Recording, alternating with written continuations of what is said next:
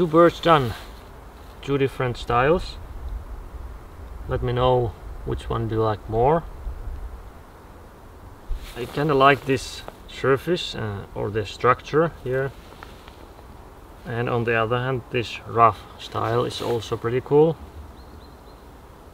I have been thinking of making something like this for sale at some point, so this was kinda first practice round.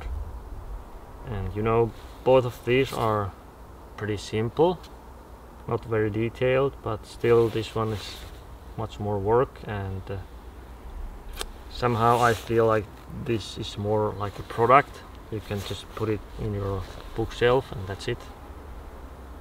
I don't know. Anyway, what matters most is that it was fun, and I really recommend trying to carve wooden birds. It's so relaxing, and you know, it can be smaller, doesn't need to be this big.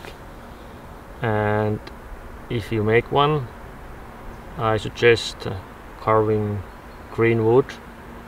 These both were pretty dry pine tree, which is not like the best option, but I wanted to try how it works, and these were already pretty dry, so I knew that I'm not gonna have any big cracks there, which is nice. So if you're using green wood, remember to try it out slowly, maybe keeping it in a plastic bag or something like that while you're working on it. So yeah, everybody go carving some wooden birds. This video is sponsored by a Finnish company called Konecon, link in the description. They sell these Bernardo machines and many other things. I have tried to avoid bigger machines because, as you know, my workshop is really small and I like to work with hand tools. But every now and then you just need to get things done quicker. And bandsaw is one of those things that I have been thinking of many times. And now, as I finally got it, I really love it.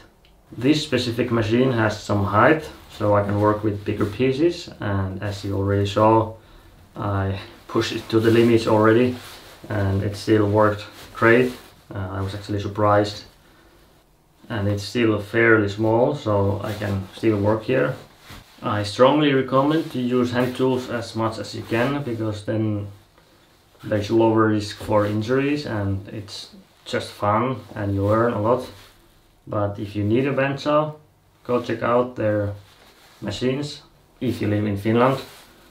If you don't live in Finland, you can still consider buying Bernardo machines, and I will keep working with this.